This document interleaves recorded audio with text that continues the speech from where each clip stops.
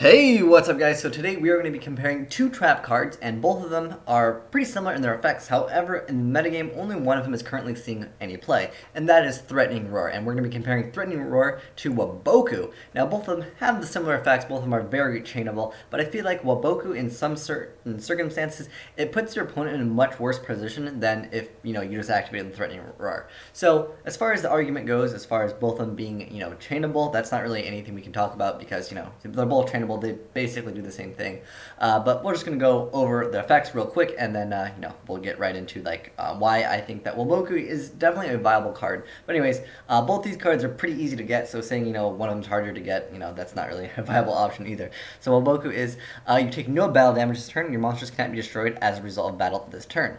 Threatening Roar says your opponent cannot declare an attack this turn.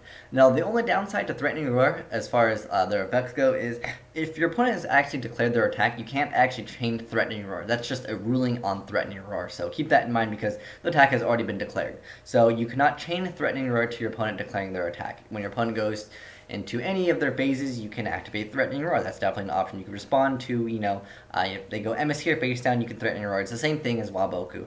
Basically, as far as the argument, like I said, of them both being trainable, they are both good in that aspect. And that's why Threatening Roar is seeing a lot of play, because it's always trainable. It's not really ever a dead draw. It can just kind of save you, from one turn. But the reason why I think Waboku is just a very good card right now is because the argument for Threatening Roar being better than Waboku would be something like against a deck like Gladiator Beast. Because Gladiator Beast, they don't exactly need to inflict damage in order for them to get their effects. They don't even have to destroy the monster by battle. As long as the Gladiator Beast, is alive during the end of the battle phase, as long as it declares an attack, it can then tag out and get the other Gladiator Beast. But the reason why I kind of like Waboku is because Glads aren't really a popular deck at the moment. I've seen the Fire Fist variant, but I think that the Fire Fist, just regular Fire Fist, or Fire Fist along with Fire Kings, it's a much more stronger deck because Gladiator Beasts, they have some conjunctional cards like War Chariot. But Waboku can put your opponent in a lot of situations where your opponent is actually kind of like minus. So let's take this for example. Say, for example, you have a monster on the field. They summon a Jirak Guaiba. They go attack. Let's say that your monster, for example, is a monster that has 1900 attack, and they're just going to attack with a Jirak Guaiba, and then you chain Waboku.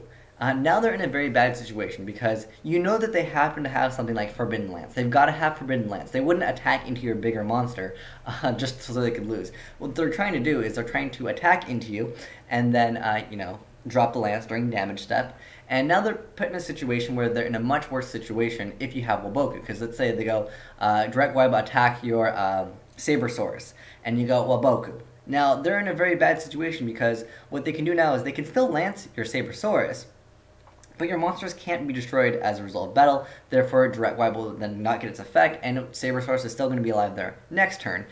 The thing with Threatening Roar is, let's say the exact same thing happens. You have a Sabersaurus out, they go Jirak Guaiba, they go Battle Phase. You can Threatening Roar if you want, but if they declare their attack, you can't just be like chain Threatening Roar because at that point they've already declared their attack. So that's one circumstance where Threatening Roar is not as good as Waboku. But basically, it's the same thing with something like Kalut. Like, let's say that you have a monster out, someone Shura, they're like attack into your bigger monster. You know that they happen to have Kalut because otherwise why would they just attack you? It would just be a very bad idea. So then you Waboku them, and now they have to choose between dropping the Kalut, having the Shura not get the effect, and not destroying your monster by battle, or just letting the Shura die, and then they just kind of went minus. So look at it that way, and then that way you still know that they happen to have a Kalut or a Forbidden Lance or something that changes the attack in their hand. So that's one way where Waboku triumphs over Threatening Roar.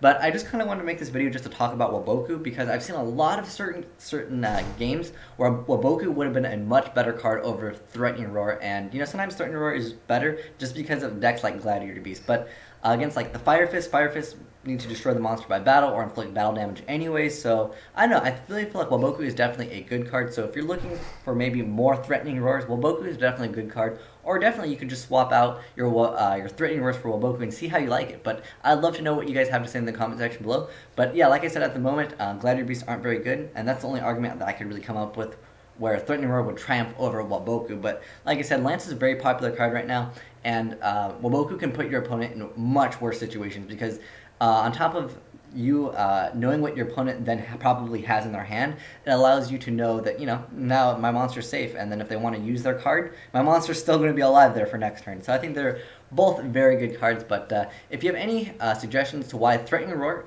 is better than Waboku, other than the Gladiator Beast argument, let me know in the comment section below, because I actually kind of want to know.